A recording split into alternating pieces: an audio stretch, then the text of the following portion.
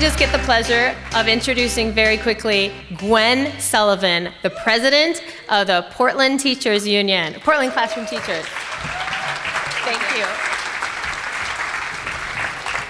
Okay, so I have to start off by saying I've never seen that video before, and it's kind of a trip because it just makes me angry and it makes me excited, and I have to tell you, I am so excited to be here today to share with you some of what we went through in Portland and what hopefully inspire you of different things that you can do here in Los Angeles. But first, you'll see I brought a little goodie bag with me. Now, after hearing Alex talk about what you guys are getting ready to unfold with your communities, your families, your students, all rank and file, I think it's really important that exactly what he said is you cannot be afraid to strike, because once you are afraid to strike, then it fails. So I brought a little gift. We were less than 24 hours away from our strike, and we were very prepared. We had our picket signs made, we had our satellite offices, and we had our picket captain hats. And so I would like to honor you with your picket captain hat.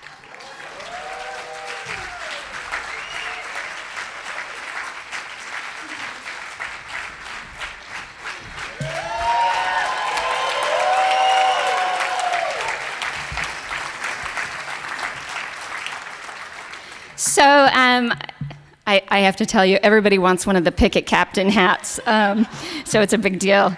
I know that at home they're going to be, wait, I want one of the picket captain hats. But yes, my name is Gwen Sullivan, and I'm the president of Portland Association of Teachers. I represent nearly 4,000 professional educators in Portland, Oregon. We have about 90 different school sites in our city.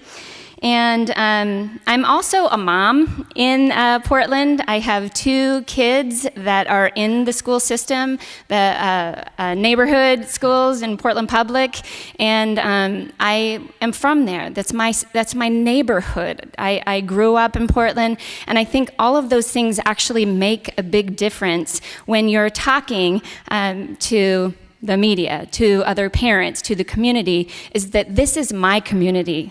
And I am a teacher, and I live and breathe my students, and I'm a mom, I'm a person. And going back to what Mary Catherine was talking about, is they like to take, when I say that I'm the president of the Teachers Union, people immediately, what? You're the president of the teachers? They want me to look like a thug. That's why I love this bag. But today I'm going to give you kind of a brief overview of the background of Portland, because I think it's important to understand how our different urban areas are different, so you can kind of get it together. And I think it's also important to know, like, our contract campaign, our build-up, and then what happened, and then what's happening now, what Portland's doing.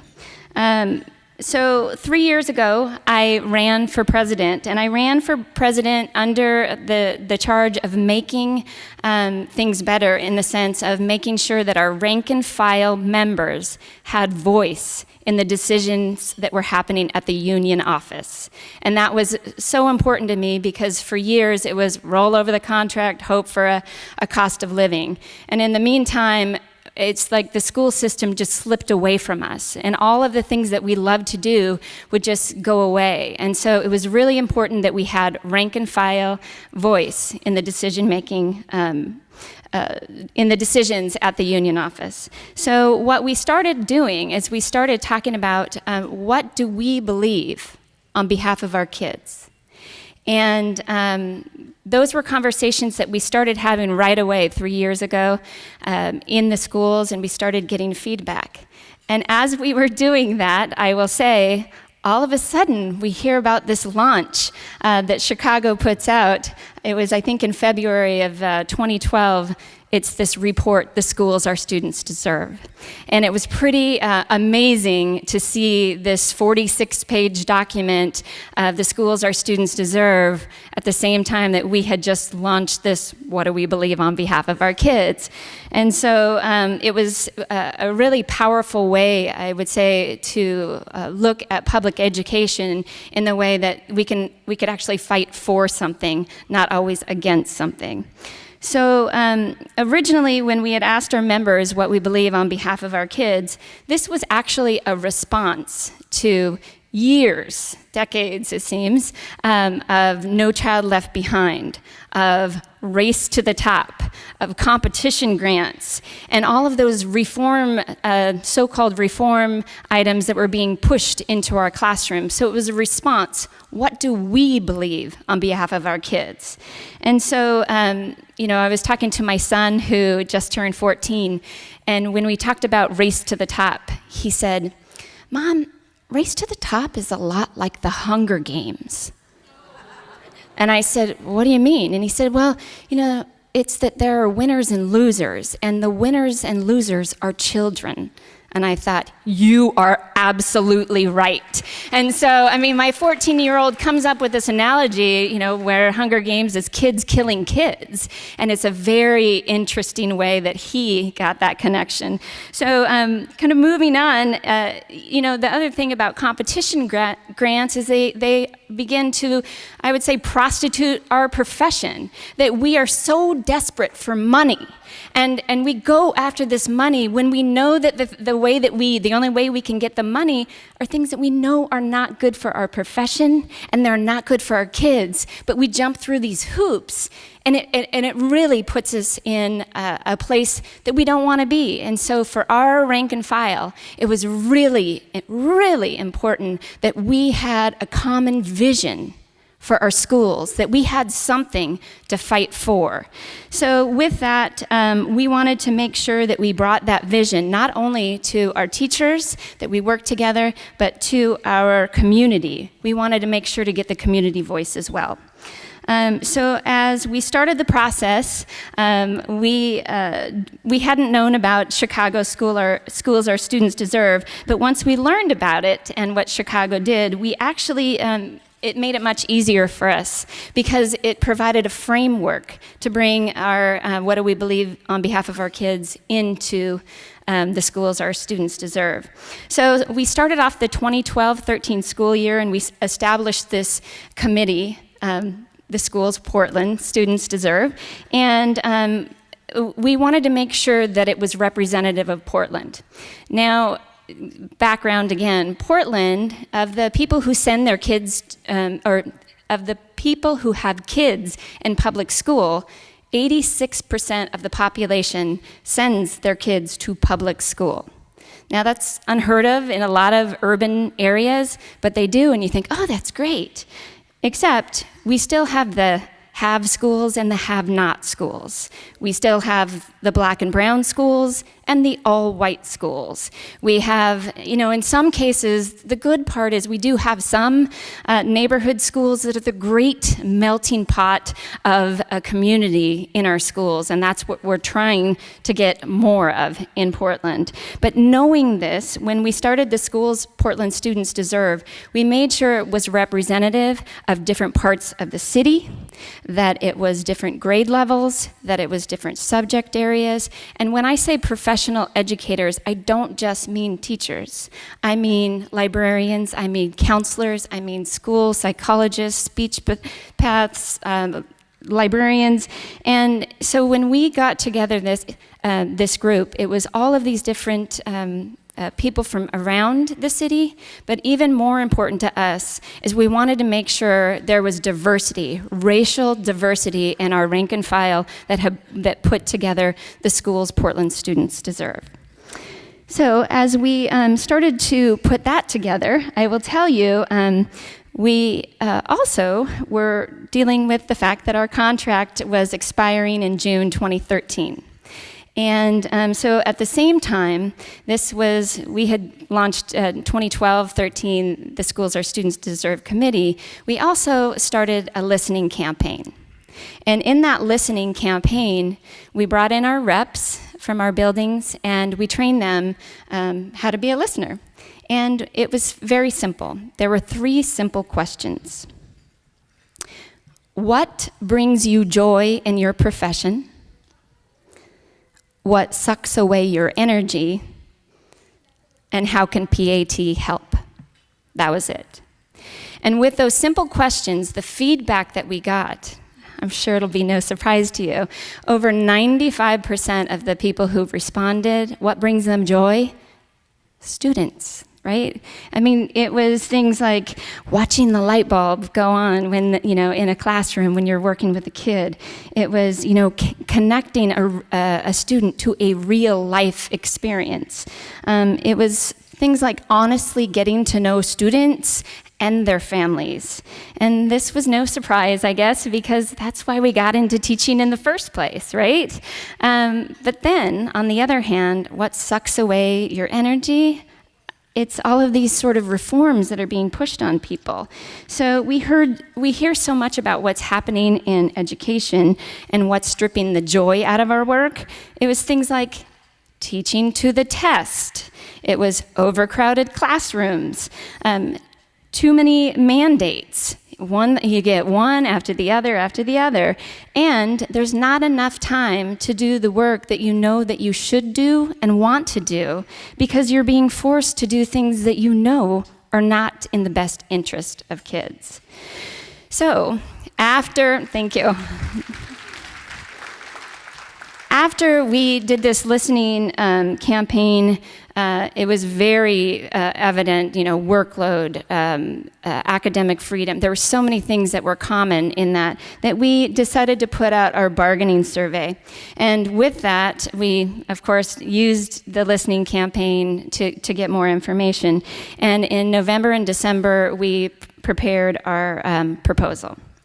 So, preparing that proposal, it was actually kind of fun, I would say, because we felt excited and exhilarated by the work. We had the Schools Our Students Deserve that we were working on. At the same time, we were looking at the contract. And in the beginning, what we did is we took our students, the Schools Portland Students Deserve document, and we put it as a preamble to our bargain, that we believe in these things.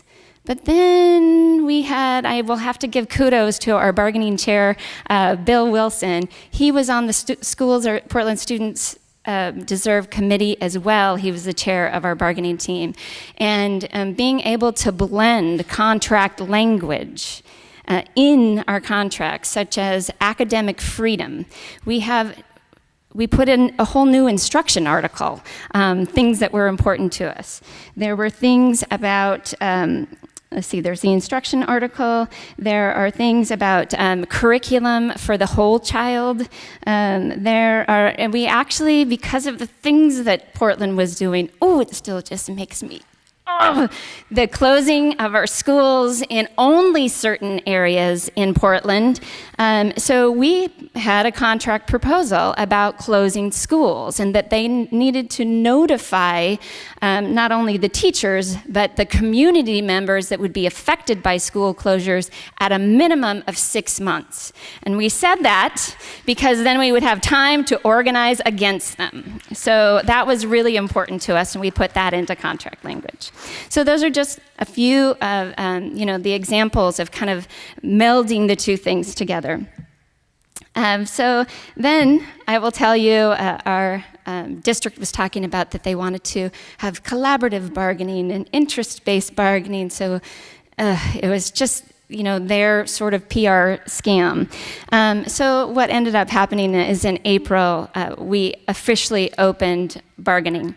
And with that, we were really excited, as I said, about this vision for something better. So we came to the open bargaining session and we presented our proposal, and at the same time, they presented theirs with almost half of our contract gutted and redlined out. So their proposal was the most regressive thing we had ever seen in Portland.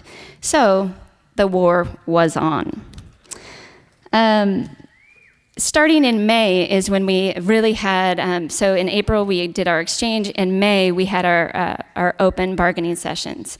And I think it's really important to know that, because that was instrumental in our contract of how to bring the community and our rank and file teachers in to see what was actually happening. We would have anywhere from 1 to sometimes almost 300 people that would show up for our bargaining sessions. And the district didn't really like that. They didn't at all. And I will tell you what's important about that is every time we presented something and we gave testimony from someone on the ground doing the work and why the language was important, the district just looked horrible. And over, our parents and our teachers, it became this thing that they just couldn't believe, and that's why the momentum at these open bargaining sessions got bigger and bigger. And so that was really, really important until the district had done the minimum timeline for bargaining, closed the door, and went straight into mediation. So it's all behind closed doors. But that was really important. Let me see. So although we had a lot of contract language, like I said, around schools, our students deserve, and some of that, I think it's important to know that we tried to make sure that we were under three basic bullet points, so to speak, or areas. And one was workload. And it was real workload relief. Real workload relief. So under that, it was like class size, caseload, student load. You guys, I know a little bit about that. The other was limiting the number of initiatives, because that directly relates to workload. The increasing planning time for elementary school teachers, because we probably have the lowest in the state. So that's the real workload relief. The other one is don't force us to teach to a test. That's about academic freedom. That is about making sure. That was about making sure that we didn't get scripted curriculum. They're trying to hold us accountable to teach kids, and we can't even do what we do best, which is actually, every single day to be in charge of your day-to-day autonomy in your classroom. So teaching to the test, academic freedom, the use of standardized tests. Now, unlike here, our state had taken the waiver from Duncan and tried to say that we have to have standardized testing in our evaluation. Portland, of course, is pushing back and saying, no, we don't, because we have this great contract language now, thanks to this bargain. It was about standardized testing, curriculum options. We don't want Pearson. We don't want any of these huge corporations telling us what to do.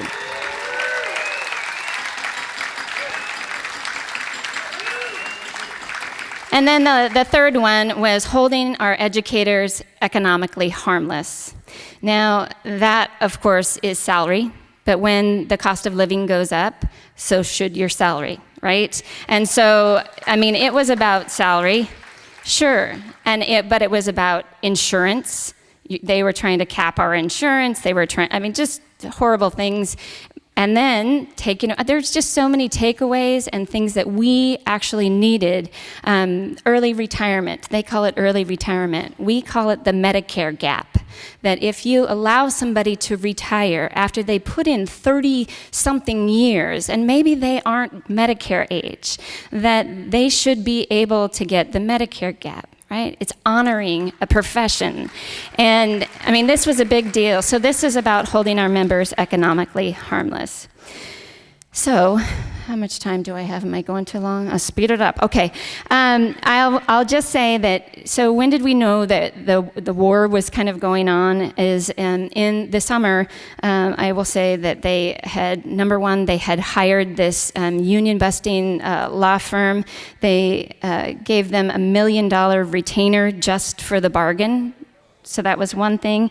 They had hired the anti-union reporter from the Oregonian full-time on PR. They hired the NBC affiliate reporter full-time. They hired the political consultant that has run senators' campaigns as the superintendent's chief of staff full-time. And then they hired this HR consultant, anti-union HR consultant, at $15,000 a month. So it was pretty ugly, knowing that I don't have a lot of time to talk about it. So see, there's my plug for tomorrow. There were many, many beautiful, beautiful things that happened. And our contract campaign, it was one of those things that you have to be organized on the ground. That is the core. You have to be organized.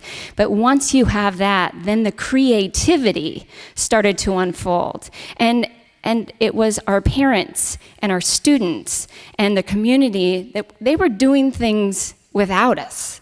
And it was, everything from the student walkout. I have to tell this one story, one story that I get a call from this reporter. And he said, I'd like to find out, what are your thoughts about this student walkout at Cleveland High School? And I said, what are you talking about? And he said, well, the students have planned this walkout at lunch. I said, okay, I don't know yet. I don't have a comment. I'm going over there right now. So I got in my car and I drove there, and there was like 600 kids out in front of their school, and they had these signs, and they had blowhorns, and they were marching, and they were saying things like, if the teachers strike, we strike too, because their working conditions are our learning conditions. And I was like, woo! It was one of those sort of, you are learning, I can see it. So it was actually the launch of just a beautiful event. It was that, then by the end, every single high school ended up having walkouts over and over, and they got bigger and bigger and bigger. And the students were just unbelievably amazing. So knowing that I will have to wrap this up, I will say, there were many things that contributed to our success. Our contract in the end was stronger, much stronger than when we started. All of the things that were important to us, we stood firm on. I will tell you, the fact, though, that we were 24 hours away from a strike, there was many of us that were just ready anyway, even though it was better and we got what we wanted. There's still an anger that how dare they do this to us, And so our fight is far from over. And in Portland, we're organized, and we're connected with our community, and we're connected with our parents, and whatever the fight is, we are ready to fight it. And so I will say probably the most important thing is knowing that our fight is far from over, that our district gave us a gift, and the gift was bringing us together, and that the power really is in the people. So please stand up, and you know this chant, there ain't no power like the power of the people, because the power of the people can't stop. Do you know that one? Stand up and do it. Ready? Ain't no power like the power of the people, because the power of the people can't stop. Ain't no power like the power of the people, because the power of the people can't stop. Ain't no power like the power of the people, because the power of the people can't stop. Ain't no power like the power of the people, because the power of the people can't stop. Woo, woo, woo!